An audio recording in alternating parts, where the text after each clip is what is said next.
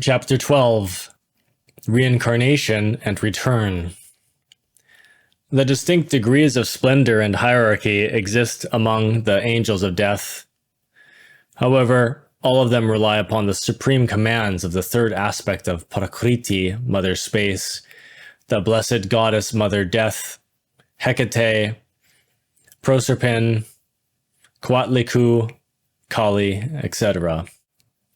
Despite their spectral, skeletal figure, holding a scythe and dressed in funeral attire, these ministers of death have a terribly divine appearance indeed. According to the law of destiny, the angels of death cut the thread of life on a precise day and hour. Within the sepulchral tomb, the physical body and the personality come to an end. However, the personality slowly disintegrates and does not always remain within the tomb, since it usually wanders around the cemetery or pantheon. Pseudo-occultist literature has abundantly spoken about the vital body, or lingam sarira, which is the foundation of organic life. The existence of the physical body would be impossible without the vital body. However, the vital or etheric body is not the personality. At the rate at which the cadaver disintegrates, so too does the vital body. Yet the personality ambulates within the pantheon, and its disintegration is slower than that of the vital body. Those who affirm that the personality reincarnates are unfortunately providing misinformation, because the personality is a child of its own right. The personality is born in its own time and dies in its own time. There is no tomorrow for the personality of death, or the personality of the dead.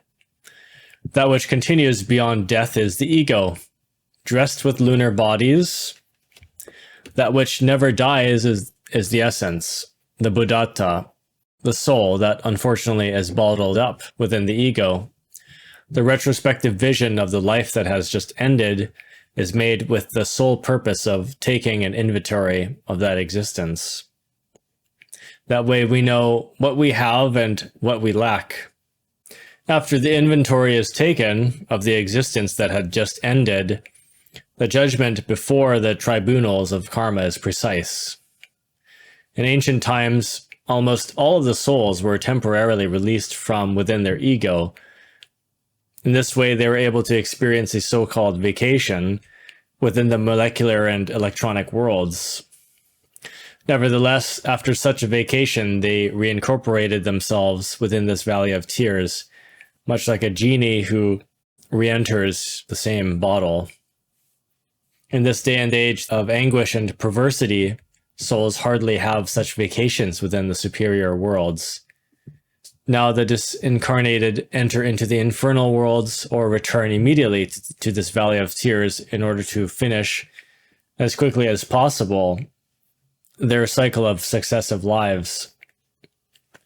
The pseudo-occultist literature mistakenly affirms that millions of lives are designated to every human soul until it reaches perfection.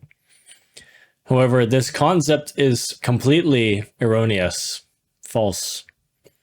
According to the law of number, measurement, and weight, only a certain number of existences are designed to every human soul. In fact, only 108 lives are assigned to every human soul. These are the 108 beads of the Buddha's necklace. Brahmans symbolize the cycle of successive lives with the ritual of the sacred cow. They perform 108 liturgical rounds around the cow while holding a collar of 108 beads, and they chant the mantra Om Mani Padme Hum.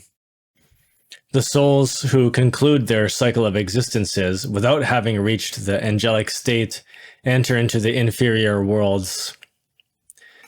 In these times, after the final judgment of 1950, almost all of the souls have completed their cycle of existences or are very near to completion. So what this means is that everyone who is alive today is on their last 108 lives. disincarnated souls are now entering into the infernal worlds in surges because times have to come to an end for this Aryan root race. Pseudo-occultist literature has abundantly written about the law of reincarnation. However, this law is only for sacred individuals. Reincarnation implies a reincarnating individuality. And if individuality does not exist, then reincarnation does not apply. Pseudo-occultist literature asserts the concept that the intellectual animal has already achieved individuality. However, this concept is as false as the one that affirms that humans from this present humanity already have authentic astral, mental, causal, and solar bodies within their possession. The ego is a conjunction of different and diverse entities unknown to one another. That is not individuality. Therefore, it is an absurdity to affirm that those entities reincarnate. It is better to affirm that the pluralized I regresses, reincorporates, or returns to this valley of tears. The ego continues through our descendants. The agony of a man is identical to the ecstasy of his conception. Death and conception are found intimately joined. They form a unique whole. The path of life is made by the hoof prints of the horse of death. Death and conception are one. Death and judgment are one. Judgment and conception are one. Death, judgment, and conception are one. At the moment of conception, the psychological design of the one who agonizes while dying enters along with the zoosperm into the egg. Just as a wave transmitted by a television station carries an invisible image of an actor who acts, likewise, the disintegration of the elements from the old originates a vibration that invisibly passes through time and space. Such vibration carries the design of the man who agonizes while dying. Thus, just as the broadcasted image is recaptured by an appropriate device and becomes visible, many hundreds and thousands of kilometers away from the place where it was actually emitted, likewise the fecundated egg is the receptive organ for the psychological design of the agonizing man.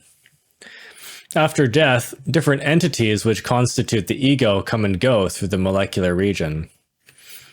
However, not all of these entities return into a new human womb.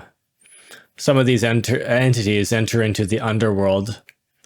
Others enter into the inferior wombs of the irrational animal kingdom. Others enter into the plant kingdom, and some finally descend, or rather dressed with their lunar bodies, continue on through their descendants. On a certain occasion, Pythagoras scolded a disciple who wanted to kick a howling dog. He said, "Do not hurt that dog, because in his painful howling I have recognized a friend of mine who died some time ago." This is the wise law of metempsychosis, which is so detested by the fanatics of the dogma of evolution. Souls also enter into the infernal worlds in fractions. Thus, many people who presently live within the physical world already have parts of themselves within the infernal worlds. Thus, in the abyss, Dante found fractions of souls that were condemned to the second death inside sepulchres. The sepulchre is the symbol that corresponds to these souls. Dante asked his master, "May those who lie within these sepulchres be seen? Already all the lids are raised, and none of them keep watch." Virgil, that poet, or rather the poet from Mantua, answered, "They shall be closed all when they hear from Josaphat. Return shall come and bring their bodies, which above they now have left." Saint Josaphat is the Buddha, and the valley of Josaphat is the world of samsara. The final judgment has already taken place. The ego in their totality, or its totality, is entering into the infernal worlds. Thus, this is how the symbolic sepulchres of Dante are closed. The final object of the internal inferior worlds is to destroy the ego and the lunar bodies in order for the soul to become liberated through the door of the second death. The suffering of the failed souls in the internal worlds is symbolically written by Dante in his Divine Comedy. The most perverse black magicians live within the infernal worlds. It will take trillions of years before they can reach the second death. Ordinary people can reach the second death in 800 to 1,000 years, more or less. But I know from insight and experience that these years that Samael is explaining here have to be converted to human years. So these are not really human years. It's much longer than that. Less than 1 million, but much longer than, 1,000. The souls pay a karmic invoice within the infernal worlds every 100 years. In the infernal worlds, time is extremely long and terribly boring. It is time of millenarian rocks. The second death is necessary so that the failed souls can return to the primordial original chaos. Here they have to reinitiate their journey, passing through mineral, plant, and animal evolution until finally reaching the human state anew.